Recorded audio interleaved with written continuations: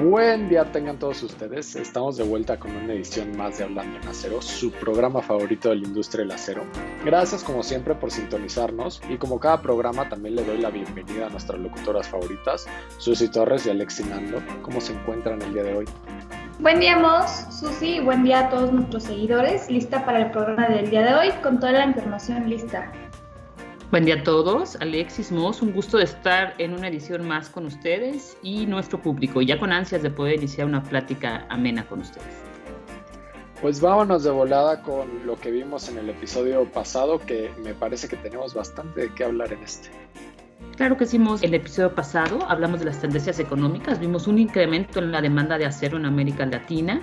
México, por su parte, se afianzó como el primer socio comercial de Estados Unidos en abril y la Secretaría del Medio Ambiente, la SEDEMA, en la Ciudad de México, extendió la convocatoria para la creación del jardín y espacio escénico del Bosque de Chapultepec. En nuestra sección cultural hablábamos sobre la obra de arte de Andy Warhol, las platas Campbell y el origen de esta pieza de arte y la evolución de estas platas al ser hoy en día hechas de acero. Y concluimos el programa con Hatomi Hirano, directora de proyectos de Edmunds International, quien nos contó un poco sobre su trayectoria y la experiencia al ejecutar algunas torres icónicas de la Ciudad de México. Los invitamos a compartir su programa favorito y por supuesto no olviden mencionarnos para que más gente los conozca los beneficios y otras características del acero. Nos van a poder encontrar en Spotify y en YouTube. Y bueno, ahora vámonos a nuestra sección informativa. Susi, ¿qué nos tienes para el día de hoy? Gracias, Mos. La producción mundial de acero bruto para los 64 países que monitorea World Steel fue de 167.9 millones de toneladas en junio, un aumento del 11.6% en comparación del junio del 2020. Y si hablamos de las cifras por región, vemos que África produjo 1.5 millones de toneladas, un 46.9% más que en junio del 2020. Asia y Oceanía, por su parte, produjeron 122.5 millones de toneladas, un 6.4% más.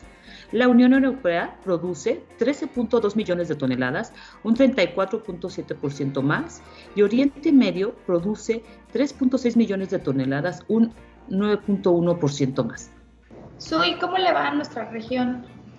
Fíjate, Alexis, que América del Norte produce 10 millones de toneladas, un 45.2% más. Esto quiere decir que a nuestra región le va muy bien y mucho mejor que algunas otras regiones. Y América del Sur produce 3.9 millones de toneladas, un 51.3% más. Si vemos, prácticamente todas las regiones tienen cifras por arriba manteniendo números positivos. Si hablamos de México y los indicadores, la moneda cotizó el viernes pasado en 20.05 pesos por dólar. La moneda cierra en una semana en donde hubo diferentes bandazos, donde prácticamente se caracteriza por un comportamiento volátil en los mercados. Esto provocado por la preocupación por el repunte, como hemos visto, de los casos del COVID, principalmente la variante Delta.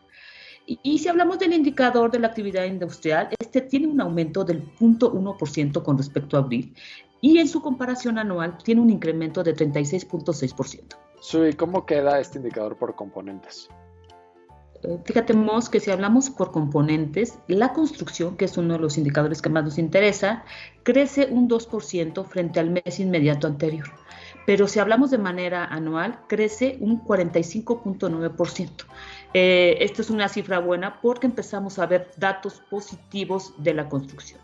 Y si hablamos de la generación, transmisión y distribución de energía eléctrica, vemos que comparado contra el mes anterior aumenta un 1.3% y anualmente ascendió a 8.8%. Minería avanzó un 1% si comparamos mes a mes y anualmente un 9.2%. En el caso de la industria manufacturera, disminuyó 0.7% durante mayo de este año frente a abril y anualmente queda en un aumento de 48.3%. Y cambiando de tema, vamos a hablar de los proyectos. El lunes pasado comenzó la construcción del Parque Aztlán, el nuevo parque urbano que reemplazará la Feria de Chapultepec. La empresa fue Mota Hill, México, dio a conocer el inicio de la obra de este parque que será llamado Aztlán, donde invertirán 3.639 millones de pesos y se generarán 6.160 empleos en total. Este parque será gratuito, pero algunos juegos serán de pago. Aún no queda claro todavía cuáles, pero algunos sí tendrán pago. Tendrán como temática, habrá 5 épocas en la Ciudad de México, más bien la temática van a ser de 5 épocas de la Ciudad de México. Una va a ser la época precolombina, otra la época virreinal, otra la época de la Revolución y el Porfiriato, otra la del siglo XX y la época actual. Uno de los principales cambios que van a tener en este Parque Aztlán con respecto a la feria es que se va a desmontar, si recuerdan la montaña rusa, esta va a ser desmontada y en su lugar se levantará un mirador desde donde se podrá apreciar parte del bosque de Chapultepec y Paseo de la Reforma. Ya esperamos con ansias ver este nuevo parque. Además, tendrá una rueda de la fortuna, posiblemente de 100 metros de altura. Este proyecto de la rueda de la fortuna, el sexenio pasado se había buscado ya instalarlo en la sección del bosque de Chapultepec, pero fracasó. Esperemos que ahora continúe este proyecto en el Parque Aztlán. También tendrá un teleférico interno llamado Paseo Colibrí y un área para conciertos. Oye, Isu, ¿y para cuándo será la apertura de Aztlán? Fíjate, Alexis, que la apertura de Aztlán será gradual. En noviembre de este año abrirá con la ofrenda del Día de Muertos del Museo Dolores Olmedo. Y para el 2022 se pondrá en operación el Museo Mexicano de Inmersión y a finales de este año se abrirán los primeros juegos mecánicos. Y para principios del 2023 se espera que se realice la apertura ya permanente. Me suena que Parque Aztlán será también un nuevo ícono de la recreación, volviendo a que pues en Chapultepec, ¿no? Hay varias áreas de recreación para las futuras generaciones y pues obviamente con una identidad muy mexicana. Gracias, Susi, con todo esto vamos viendo cómo se está moviendo el sector y ahora pasemos a la sección mensual de innovación y transformación digital. Oscar, bienvenido y gusto de saludarte y que nos acompañes un mes más. Alexis, Susi, un placer nuevamente estar acompañándolos y ser parte de esta misión. Aprovecho y quiero mandar un caluroso saludo a toda la audiencia de Hablando en Acero. Pues hoy les platicaré sobre una de mis tecnologías favoritas y que a su vez es una de las tecnologías más disruptivas y en desarrollo de la industria 4.0. En meses pasados, el país El Salvador anunció que realizaría un plan disruptivo donde incorporaría el Bitcoin como una moneda de uso legal a partir de septiembre de este año. Si bien esto será opcional para los salvadoreños, serán el primer país en incorporar esta tecnología. El Bitcoin es conocido por ser una criptomoneda y si bien es la más famosa y de más valor, la tecnología atrás de dicho token, como es conocido, es el blockchain o cadena de bloques. Como hablamos en emisiones anteriores, que ya algunos comercios e industrias aceptan el Bitcoin como una forma de pago y muchos otros dieron un paso atrás en su aceptación por distintos factores que bien podremos explorar en otras emisiones, hoy me centraré en esta tecnología, el blockchain. Oscar, pero ¿qué es y cómo funciona esto? Bien, pues técnicamente, si lo ponemos en palabras, lo podríamos entender como una base de datos distribuida y segura sellada criptográficamente. Ahora, hablándolo más claro, ¿no?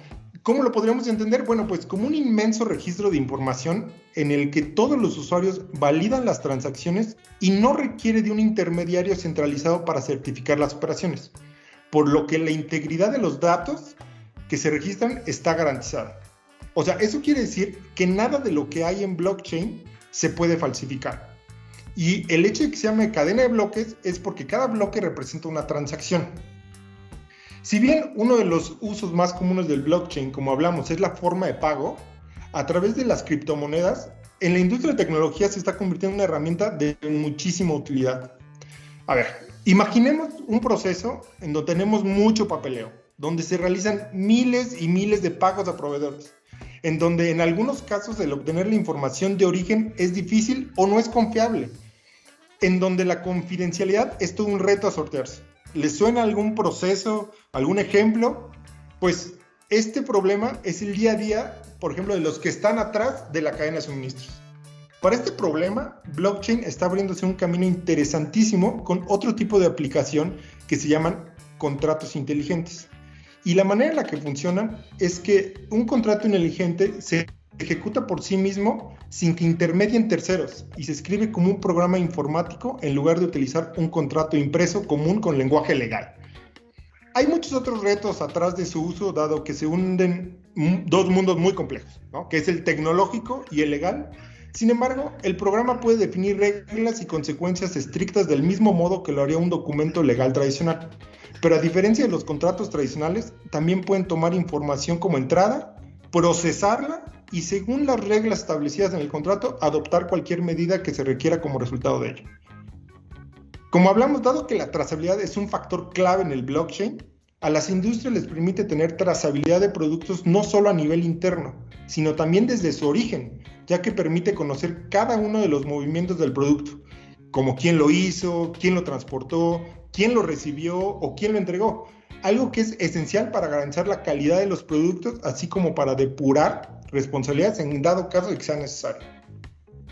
Bueno, podría platicar por horas sobre posibles usos del blockchain y el impacto en la industria 4.0, pero como hablamos, hoy los grandes usos se enfocan en aumentar la visibilidad de la trazabilidad, la automatización, eliminación de intermediarios e incremento de la seguridad, así como un máximo control de la cadena de suministro, sin contar el hecho de ser ya una forma de pago aceptada por muchos comercios. Oscar, definitivamente creo que lo explicaste muy bien y el blockchain puede ayudar a realizar transacciones confiables dentro de su red. Muchas gracias por tu aportación y nos escuchamos el siguiente mes. A ustedes, y nos estaremos escuchando. Vámonos entonces a nuestra cápsula cultural. Mos, ¿qué hecho curioso nos vas a contar el día de hoy? Gracias, Alexis. Pues espero que sea igual de interesante que lo del blockchain. Yo la verdad no conocía nada de eso. Pero bueno, en la cápsula de ¿Sabías qué? Si ustedes recordarán, hemos hablado sobre algunos datos curiosos sobre el acero que han dado pie a realizar alguna película o cosas por el estilo, ¿no? Y en esta ocasión nos vamos a adentrar también un poco más en el mundo cinematográfico. Antes de contarles y para darles una pista, ¿dónde sería su lugar favorito para ver una película? Fíjate, Mos, que a mí me encanta el cine, pero definitivamente ahora que han regresado los autocinemas, escogería un autocinema, como la película Vaselina, con todo y coche y palomitas. Pues yo amo ver películas en el cine, la verdad, y disfrutar de la experiencia del sonido y efectos visuales. Creo que para mí es el lugar ideal para pasar un buen rato. Y obviamente el segundo pues sería mi cama. Yo creo que el de todos, Alexis. Pero también creo que con lo que les voy a contar ahora brevemente van a cambiar de opinión. Su, Alexis y todos, ¿sabían que existe un cine esférico hecho de acero? Y así es, este se encuentra en París, dentro del parque La Villette, el mayor parque de la capital francesa, tiene 55 hectáreas, y el segundo mayor espacio verde de la capital, después de un cementerio. La realización arquitectural del parque ocurrió a cargo de Bernard Tschumi, que espero que lo haya dicho bien, en 1982, y ocupa el lugar del viejo matadero y mercado de ganado de la ciudad. Numerosos edificios prestigiosos se encuentran en el Parque de la Villette, como la imponente construcción llamada La Geode. Traducido al español es la geoda. Puede llegar a proyectar una imagen de 180 grados y como referencia para que sepan qué significa 180 grados, nuestra visión, la visión del ser humano es de 120 grados. Entonces imagínense, se extiende más allá del campo máximo de nuestra visión. Ahora vamos a los datos curiosos. Esta geoda fue construida por el arquitecto Adrian Finsfield, que espero que también lo haya dicho bien, e inaugurada en el año de 1985 con un estilo arquitectónico contemporáneo. La construcción cuenta con un diámetro de 36 metros de circunferencia, utilizando solo la mitad de la forma esférica compuesta de dos capas. La primera, formada por un entramado estructural de 1.600 triángulos, y la segunda por 6.433 placas triangulares curvas de acero, perfectamente pulidas y producidas con una exactitud del orden de décimos de milímetro. Vista desde fuera, los paneles triangulares se asemejan a un espejo, por lo tanto hace que parezca así una escultura en los alrededores del parque, pero al mismo tiempo también refleja el cielo parisino. En su interior, la sala cuenta con una capacidad para 400 espectadores. La pantalla es hemisférica de 1000 metros cuadrados y con formatos de película presentados en IMAX y tercera dimensión. pues puedes ver cosas fantabulosas, ¿no? Y para esto se utilizó la tecnología de OmniMax, la cual permite proyectar una imagen 9 veces más grande que la de una de 35 milímetros, que es lo tradicional para un cine, ¿no? Pero se preguntarán cómo es posible sostener una estructura así, sin columnas o traves. Pues el sistema estructural también es bastante innovador. Se llama malla espacial. Este sistema consiste en formar un gran número de barras que se unen entre sí a través de sus extremos, dando lugar a una red tridimensional, un entramado. Esta red tridimensional funciona por la acción concentrada de cada una de las piezas. Las barras unidas en los llamados nudos se organizan formando modelos tetraédricos que al repetirse logran el conjunto espacial, dirigiendo las fuerzas y transmitiendo todas las cargas. Y aquí se proyectan películas sobre la parte interna de la esfera. Tumbado en tu butaca casi se te da la sensación de que estás dentro del espacio, dentro de la película cuando lo estás viendo, ¿no? Además de que seguramente se deben de escoger películas adaptadas para reforzar esta sensación, ¿no? Sí, exactamente, literal es una experiencia visual de 180 grados con luz y sonido y todo. Pues definitivamente podemos encontrar iconos del acero en la ciudad parisina, como ya hemos hablado, ¿no? Por ejemplo, el Centro Pompidou. Y como dijera un buen amigo mío, pues París es el centro del universo. Gracias por la cápsula, Mos. Y ahora vamos a cerrar el programa con un invitado espectacular. Susi, por favor, ¿nos puedes presentar quién nos acompaña el día de hoy? Hoy nos acompaña Yuri Zagorín. Él es arquitecto por la Universidad Iberoamericana, graduado con honores en 1994. Estudió un máster en Advanced Architecture Design en la Universidad de Columbia en Nueva York en 1997 y ha sido profesor de proyectos en la Universidad Iberoamericana.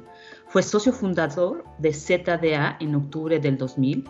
Es miembro del Colegio de Arquitectos Mexicanos CAM, Urban Land Institute y de la Cámara Nacional de Desarrolladores de Vivienda, la CANADEVI, entre otras asociaciones. Desde su fundación en el año 2000 por Yuri Zagorín, ZDA ha completado con éxito más de 40 proyectos ejecutivos, 30 proyectos construidos, más de 1,000 unidades residenciales entregadas, así como edificios comerciales e industriales.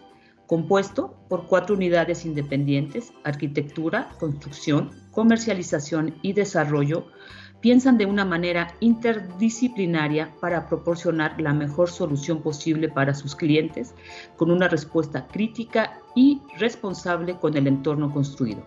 Yuri, bienvenido. Es un gran placer tenerte en el programa el día de hoy. ¿Cómo estás? Hola, Susana, gracias. Estoy contento de acompañarte. Yuri, bienvenido. Nos da muchísimo gusto que nos acompañes en el programa. Y la verdad es que quisiéramos comenzar esta entrevista por pues, el inicio, ¿no?, de tu carrera y quisiéramos saber pues qué influyó en ti para escoger la arquitectura como carrera. A ver, te cuento. Creo que yo soy de estas personas afortunadas que nunca se cuestionaron qué iban a hacer, ¿no? Siempre me gustó el tema de la construcción, de una u otra forma. Entonces, yo no sabía si se llamaba ingeniería o arquitectura o cómo se llamaba. Había algo casi congénito que tenía que ver con esto, ¿no? Mi abuelo tenía una casa de materiales. Mi padre estudió odontología, pero siempre había obra en mi casa, ¿no? Siempre había un maestro de obra, algo siempre estaba haciendo. O sea, siempre fue como estos arquitectos en potencia. Entonces, para mí fue muy natural y aunado a muchos otros intereses, como el arte, como las películas. La arquitectura hacía mucho sentido y así es como llegué a comenzar, ¿no? Ahora, cada arquitecto, hay muchos, siempre digo que que hay muchos tipos de arquitectura, ¿no? No todos los arquitectos hacemos lo mismo ni nos interesa lo mismo, ¿no? Y eso es un proceso en el cual sigo todavía coqueteando con distintas variaciones del mismo tema. Yuri, y yo creo que sí, eres afortunado por haber tenido presente desde chiquito esa noción, ¿no? De saber qué es lo que ibas a hacer con tu carrera. Y también comparto mucho esto de que la arquitectura, pues sí es un mundo entero de varias disciplinas, ¿no? O sea, va desde interiores hasta gestión de proyectos gigantescos. Entonces, pues sí, me imagino que nunca terminas de aprender. Y sobre este tema, obviamente tú has seguido con este deseo por aprender, ¿no? Porque hiciste un máster en Advanced Architectural Art Design por la Universidad de Columbia, que es uno de los másters que más se solicitan hoy en día en el ámbito arquitectónico. Para ti, ¿qué conceptos y experiencias aportaron en esta etapa para tu práctica profesional? Como lo dices, Carlos, sí. De hecho, nunca dejas de aprender, y a mí la academia es un ámbito que me encanta, y tengo estos sueños de volver a estudiar, ¿no? Que espero poderlo hacer en algún momento. A ver, es muy interesante cómo hacemos un plan de ruta, más en nuestro contexto, ¿no? Los mexicanos, tomamos estas decisiones trascendentales a los 17, 18 años, 17 en el caso de qué vamos a hacer. Y bueno, empecé con arquitectura y después las razones que me llevaron a hacer ese máster a lo mejor no serían las mismas que me llevarían en este momento. Pero lo que me dejó, lo que me acuerdo, y que todavía regreso a eso, es un pensamiento crítico. Para mí esa es la gran diferencia, al menos en la universidad donde hice Columbia contra otras escuelas, es ese enfoque al pensamiento crítico. No solo te ayuda a responder preguntas, sino te ayuda a plantear preguntas. ¿Cuáles son las preguntas que te interesan? Para mí eso es ser crítico. De hecho, les cuento que el primer nombre de la oficina, de hecho todavía tengo la razón social, es Desarrollo Crítico. Lo tuve que dejar muy pronto porque era un mal nombre comercial. Mis clientes se ponían muy nerviosos con el tema crítico, no entendían si alguien se iba a morir o si algo se iba a caer. Pero lo que te quiero decir, Carlos, con eso es que nunca quiero olvidar esa actitud crítica ante todo lo que hago. Y cuéntanos un poco de tu experiencia profesional. Y ahorita nos estabas poniendo un poco en contexto, pero me gustaría entender un poco más cómo decides fundar ZDA. Con mucho gusto. Durante la carrera, mi práctica profesional fue muy acotada, fue muy corta. O sea, sí tenía inquietudes de trabajar, de salir, necesidad de trabajar. Y eran trabajos como empezamos todos los arquitectos, ¿no? La oficina del amigo, el baño de la tía y demás, pero fue muy aislado. Me concentré mucho en la carrera. Y por X razones decidí hacer los estudios de posgrado relativamente rápido. Que en retrospectiva lo hubiera hecho a lo mejor distinto, pero bueno, para atrás ni para tomar impulso, ¿verdad? Termino la maestría. En ese entonces, pues tengo, por un lado, quiero quedarme en Estados Unidos, en Nueva York, seguir aprendiendo de ese contexto. y empiezo a buscar oficinas. Fue primero una combinación entre humildad y frustración, porque fue muy complicado encontrar trabajo. Yo pensaba, y ese es uno de nuestros problemas en México, que de repente vivimos en una sociedad muy poco equitativa, donde asumimos ciertos, no lo quiero llamar derechos, ciertas facilidades, y cuando llego a Nueva York me doy cuenta que levantas una piedra y salen 3 arquitectos, y todos más capacitados, con más experiencia que yo. Yo me sentía muy acá porque, pues, había hecho una buena carrera, había hecho un buen estudio de posgrado, había hecho algunos trabajos por mi cuenta, pero mis compañeros, bueno, para empezar, tenían la mayoría 5 años más que yo y llevaban ya mucho tiempo trabajando, entonces fue complicado. Para mí lo más importante era la experiencia, buscar, y eso lo recomiendo mucho, ¿no? En ese momento, cuando puedes, pues tienes que invertirle, ¿no?, en tu experiencia, y yo estaba buscando oficinas con ese perfil. Yo quería unas oficinas grandes de arquitectura, porque en México todavía no hay muy pocas, contadas, puedo pensar en 3 oficinas grandes de oficinas corporativas, y para mí era muy importante entender a la arquitectura como un negocio y como una empresa, no solo la parte atractiva y demás del diseño, que es el énfasis de la Iberoamericana.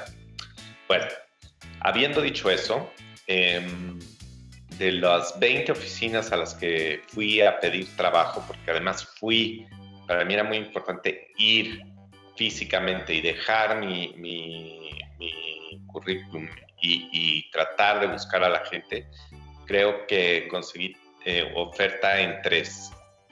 Al final terminé trabajando para Robert Stern Architects, que era una oficina muy controversial, porque Robert Stern era el director de conservación de Columbia, uno de los grandes, ¿cómo lo llamo?, personajes del movimiento postmoderno, que ya para ese entonces era visto con muy malos ojos, inclusive por mí, pero tenía una oficina con muchísimo trabajo y con la facilidad. Se comportaba como una oficina chica. Siempre digo que era la oficina chica más grande que había, ¿no?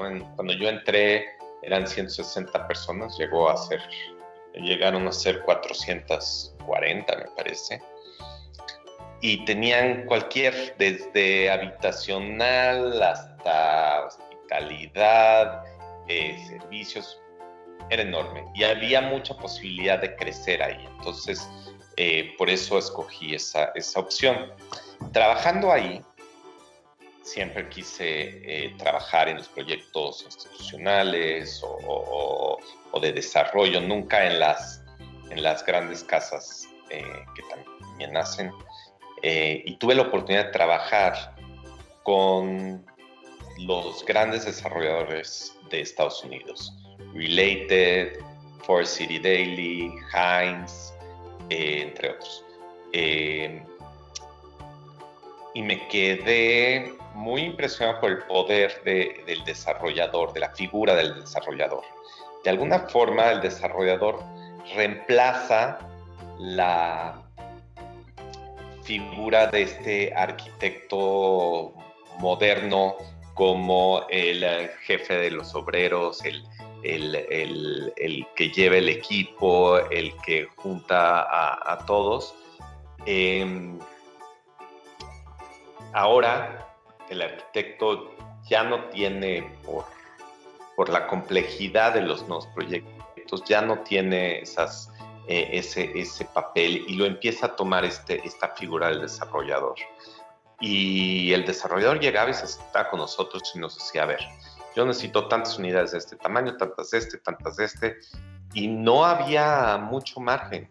Los arquitectos muchas veces terminábamos relegados a que, y lo digo entre comillas, a que quedara bonito. Y bueno, eso es algo que a mí, como en mi formación, era anatema, ¿no? Yo no quería ser el arquitecto que hacía las cosas bonitas, yo quería hacer cosas de sustancia y con la fuerza. Entonces empecé a buscar más el tema del desarrollo,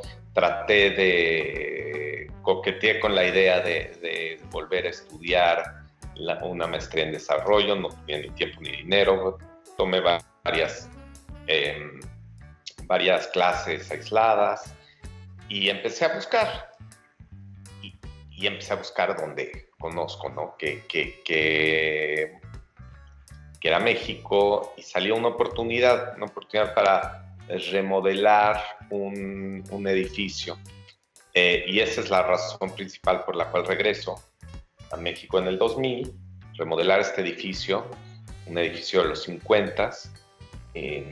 Es la primera obra que hago ya formalmente como desarrollador, como arquitecto, como constructor, y todo esto de una forma muy empírica y muy orgánica.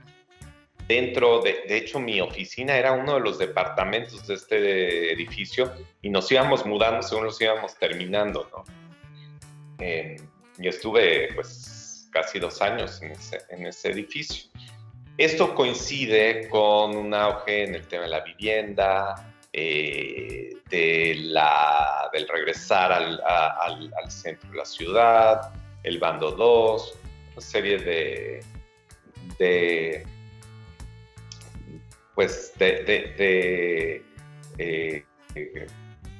eventos que me hacen enfocarme y empezar a entender la vivienda desde distintas perspectivas, y me apasionó el tema de la vivienda como generador de ciudad, porque cabe mencionar que paralelamente a mi interés por el desarrollo inmobiliario, también empecé a tener un interés muy profundo por la ciudad.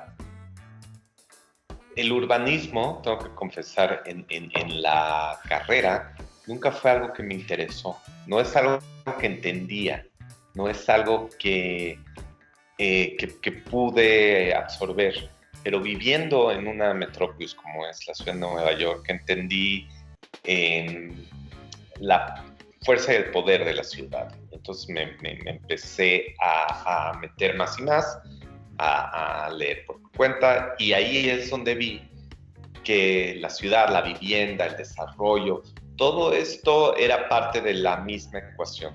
Y otra vez, por ahí he seguido.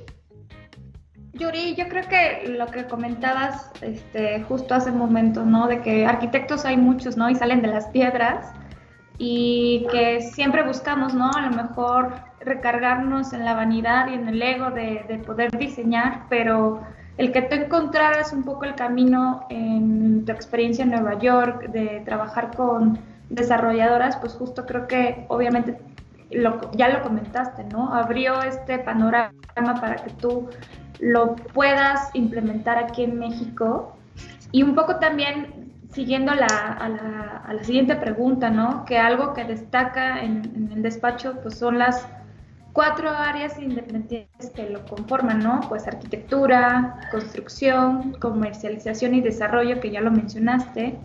Y bueno, que ya nos compartiste un poquito de cómo visualizaste cómo visualizas, ¿no? Esta administración para el despacho, y cuáles son las ventajas para los clientes al trabajar bajo este modelo. ¿Nos puedes contar un poco? Claro, Alexis, con mucho gusto. Bueno, mira, crecimos un poco, crecimos como decía, de una forma empírica, orgánica y casi por necesidad. No es que yo haya dicho que quería ser una constructora, ¿no? Pero pues por un lado, nunca me dio miedo, siempre me gustó. Pero más importante, yo veía la ecuación, veía que la gran cantidad el porcentaje más alto de la masa monetaria se queda en la construcción, y además necesitas tener el control, porque ¿cómo te vas tú a responsabilizar de entregar un departamento en tiempo y forma con un tercero que no conoces? Y bueno, ya las empresas grandes tienen varios mecanismos para lograrlo y demás, pero no las pequeñas. Entonces empecé a ser constructora de una forma natural. Y lo mismo sucedió eventualmente con la comercialización. Los vendedores, de repente, me topaba con que llegaba un cliente y me decía, oye, pero es que el vendedor me ofreció tal y tal y tal, y no es cierto. Y al divorciar la comercialización del desarrollo, pues el vendedor terminaba su trabajo al momento de cerrar el contrato y no al momento de la satisfacción del cliente. Entonces, todo esto se fue dando. Es complejo, es una ecuación difícil que les soy sincero, a veces cuestiono, porque requiere de muchos, requiere de una operación grande, de una operación costosa, que pues en estos momentos de vacas flacas es difícil de mantener. Pero el cliente sale muy beneficiado. Tenemos distintos clientes. Vamos a pensar en el cliente, el que llega a buscar un departamento. Tenemos un enfoque de trato directo, que pues, todos hemos visto esa figura, ¿no? En un cartel, en una casa que dice trato directo, y sabemos que estamos evitando intermediarios y por tanto que ojo, o sea, los intermediarios inmobiliarios a veces son necesarios y a veces hacen muy bien su trabajo y se necesitan, pero muchas veces no. Bueno, pero tú llegas a comprarme un departamento y trato de darte todos los beneficios porque nosotros diseñamos, nosotros construimos, nosotros nos responsabilizamos y siempre damos la cara. O sea, tú me dices, oye, tengo un problema, y no es como, bueno, pues tienes aquí, háblale a la constructora con la que tú no conoces, con la que tú no has tratado, y a ver, trata de que te lo arregle. No, el trabajo siempre es de frente y de esta forma directa, ¿no? Entre el cliente y el desarrollador. Ahora, como arquitecto, cuando tengo clientes que me piden una comisión, también tiene grandes ventajas, porque me he topado con clientes, sí, con arquitectos que dicen, oye, bueno, a ver, ya te diseñé, pero ahora ¿quién lo va a construir? ¿No? Pregunta el cliente, ahora ¿cómo le hago para hacer realidad? ¿O cómo le hago para, ok, está bien, ya sé quién lo va a construir, pero ¿quién lo va a gestionar? La gestión se ha vuelto un tema clave en el desarrollo de nuestra práctica, clave. Entonces, hay muchos proyectos que se apagan, se extinguen por problemas de gestión.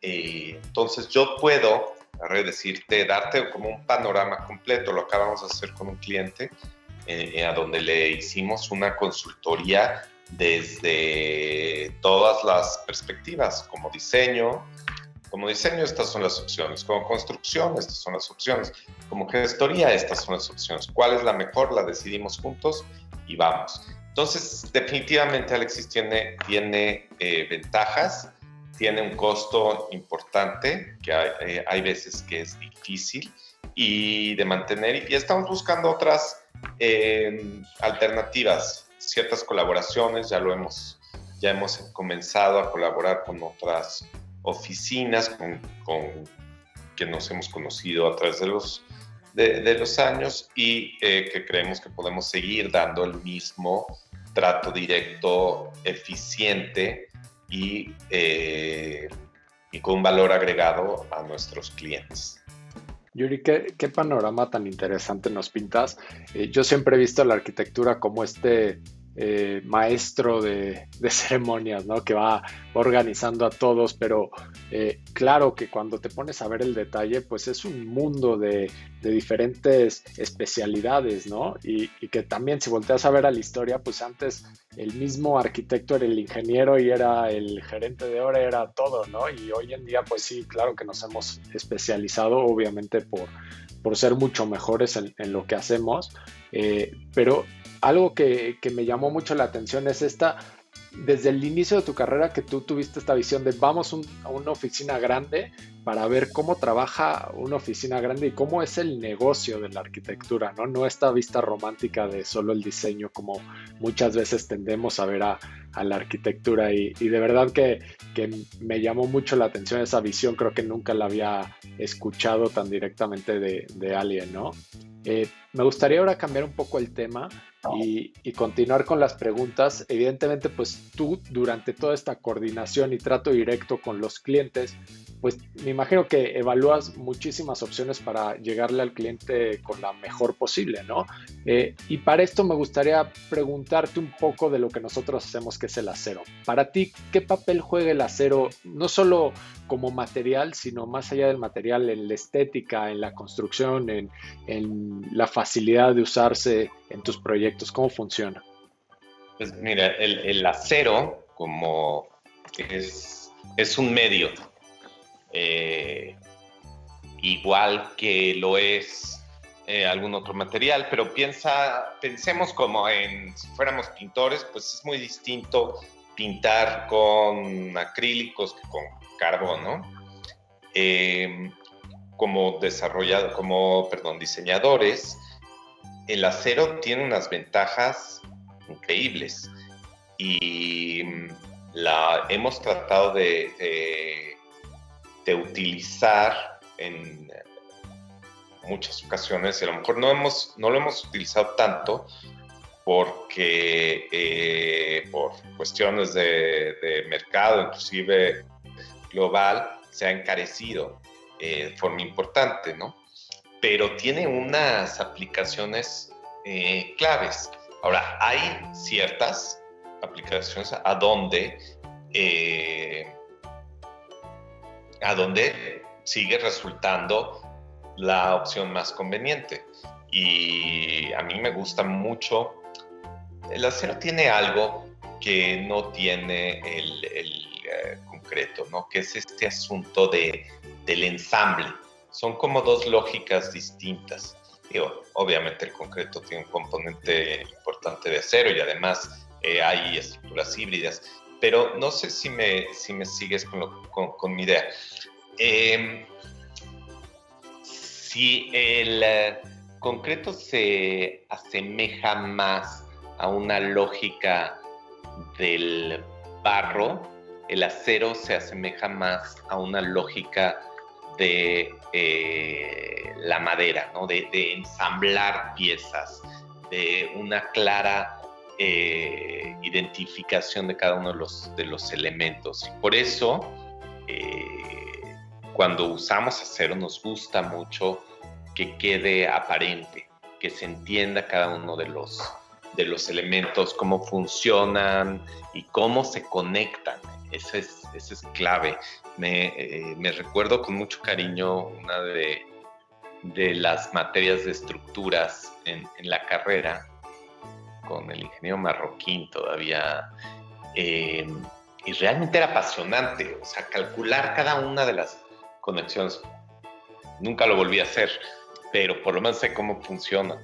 Y este asunto de calcular cada uno de los pernos y cada uno de los elementos siempre me atrapó, mas estoy seguro que ahí ciertas, como te decía, ciertas aplicaciones a donde el acero representa pues una opción clara. Lo peor es cuando tratas de hacer con otro elemento lo que está diseñado o pensado con esa lógica. Y lo acabo de ver, y no voy a mencionar el edificio, pero un par de edificios, que claramente se ve que están diseñados con una lógica de acero, pero por X o Y, llámale seguramente costo, han decidido por el concreto. Y acaba siendo casi un chiste, ¿no? No es la forma correcta de usar el material. Siempre hay definitivamente que explotar y ver cómo podemos sacarle más jugo al material y qué más podemos hacer con él. Pero tenemos que entenderlo. Si no lo entendemos, pues da lo mismo. Es esta desconexión entre el pensar y el hacer. Es como si le estuviéramos haciendo... No sé si ustedes sé que Alexis sí, pero no conozco ustedes, no sé si son arquitectos, pero de repente hay esta lógica de ciertos arquitectos que se preguntan, oye, ¿de qué material es?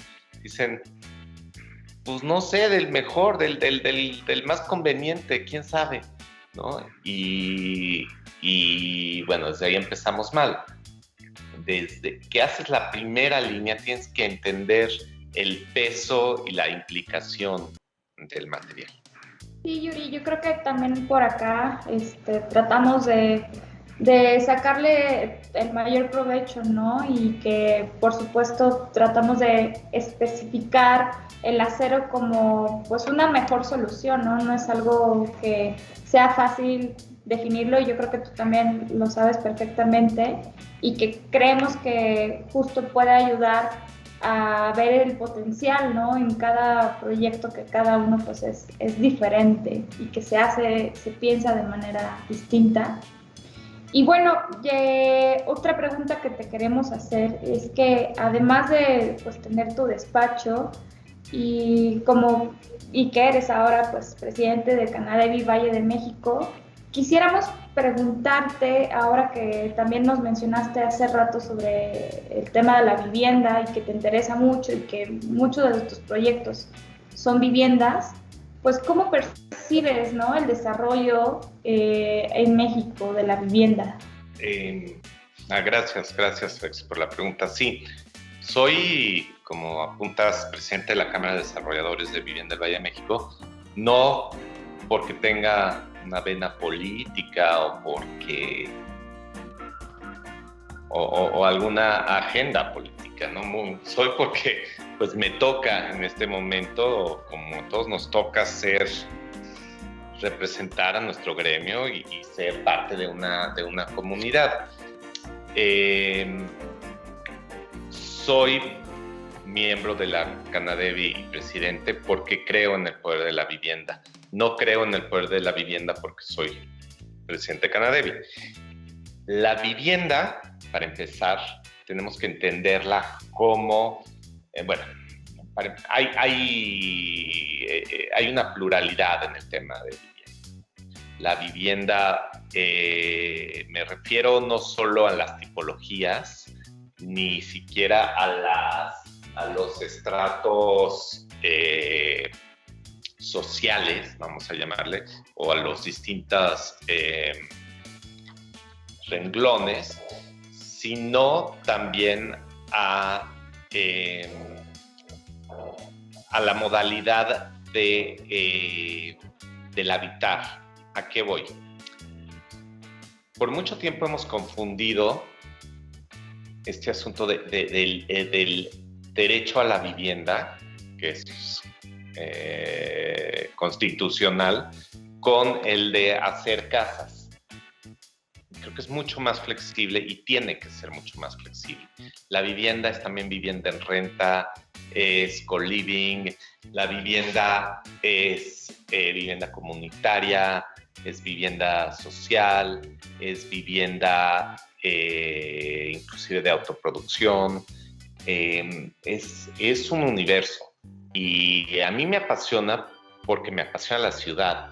Y como dicen por ahí, un par de amigos dicen que la vivienda es como el arroz de la paella, ¿no? Necesitas como para que amarre la ciudad.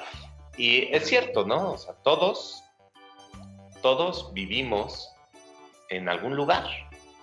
Todos necesitamos de un techo. Ahora, la vivienda es mucho más que eso, es más que techos, viviendas.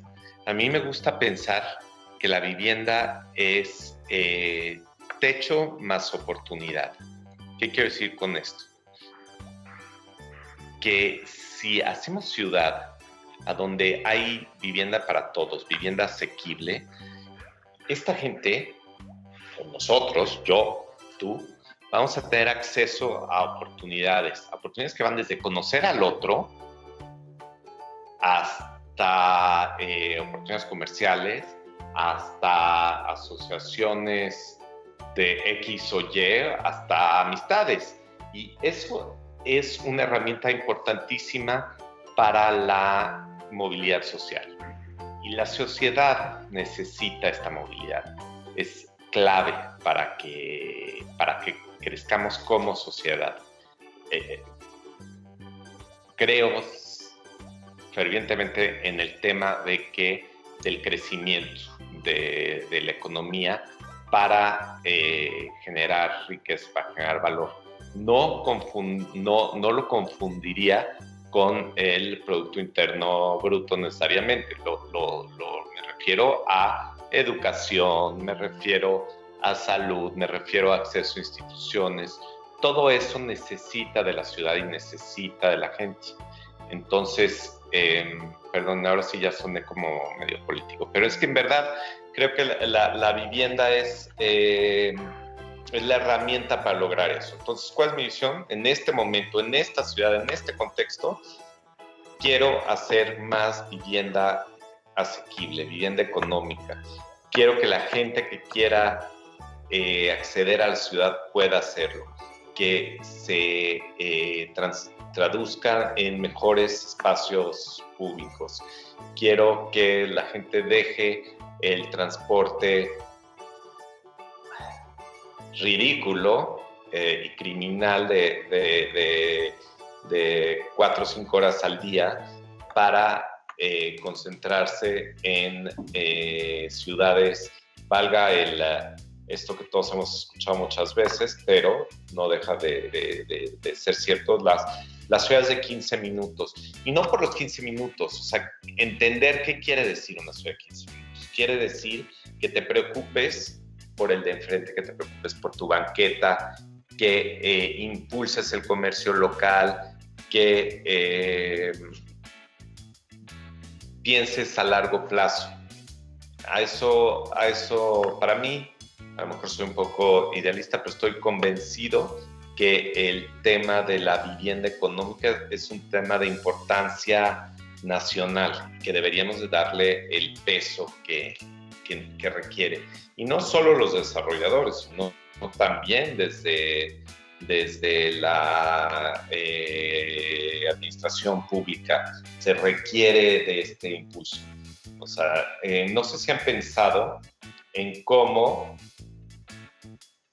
de dónde sale el término de vivienda de interés social. Pues sale de que nos interesa como sociedad que haya esa vivienda, ¿no? Lo hemos escuchado como interés social, es como, sí, no, todos queremos que haya vivienda, que la gente pueda vivir cerca de donde trabaja. Yuri, definitivamente nos has dejado muchas enseñanzas acerca del tema de lo que es el tema de la vivienda, y no quisiéramos terminar esta plática, pues está a punto de acabársenos el tiempo, pero antes de que se acabe el tiempo quisiéramos conocerte un poco más, cambiar un poco el giro de la plática, que nos cuentes un poco de ti y saber qué es lo que te gusta hacer y cómo pasas tu tiempo libre. Es interesante porque a todos nos ha pasado en este último año que hemos recalibrado nuestros tiempos. Antes teníamos todo estructurado de otra forma, para bien o para mal, ¿no? Entonces, cosas que disfruto hacer son pocas. No es cierto. Me gusta mucho. Soy un gran apasionado de la comida. Me encanta la comida porque me parece que es otra representación cultural padrísima y soy un tragón. Me encanta comer porque además es un gran pretexto para conversar, para platicar. Entonces, si me dijeras ¿a dónde quieres estar? Quiero estar en una mesa con amigos, con familia. Me gusta mucho. Me gusta mucho leer. Leo novela. Me parece que la estructura de la novela tiene mucho que... Le aprendo mucho en temas de diseño, ¿no? Me parece muy padre. Y bueno, hago ejercicio porque me siento bien, a veces me parece aburridísimo, pero sí hago ejercicio de vez en cuando. Pero definitivamente, si tuviera que escoger algo, una conversación inteligente en una mesa a gusto, o sea, ahí siempre quiero estar. Yuri, pues entonces tendremos que estar programando cuando la pandemia nos permita reunirnos en una gran mesa con todos los que están aquí y disfrutando de uno de estos placeres que yo también disfruto muchísimo, que es el comer, ¿no? Y sobre todo experimentar comidas nuevas y de diferentes partes del mundo. Fue un verdadero placer platicar contigo. Fue muy interesante escuchar toda tu experiencia profesional, tu visión sobre la vivienda. Yo también tengo ese sueño de que esperemos que sea realidad en poco tiempo estas ciudades de 15 minutos. Yo creo que todos los que vivimos en esta ciudad queremos eso, como tú dijiste, todos queremos este tipo de vivienda. Y una vez más te agradezco por el tiempo que nos has brindado y fue un gusto verdadero platicar contigo y conocerte un poco más. No tiene nada que agradecer. Al contrario, yo soy el agradecido. Cuenta con esa comida. Feliz la organizamos. Cualquier pretexto es buen pretexto para una conversación interesante. Les mando un fuerte abrazo. Yuri, seguro que lo programamos pronto, ahora que mejore todo. Y pues gracias de nuevo y un placer platicar contigo y que también nos cuentes, ¿no? El qué hacer sobre el desarrollo y la arquitectura. Muchísimas gracias. Hasta luego. Muchas gracias, Yuri, por compartirnos tanto de tu experiencia. Y recuerden que si les gustó este episodio, suscríbanse a nuestro canal, activen las notificaciones para que no se pierdan uno solo de nuestros programas. Gracias a todos por escucharnos, cuídense y recuerden que juntos moldeamos el futuro.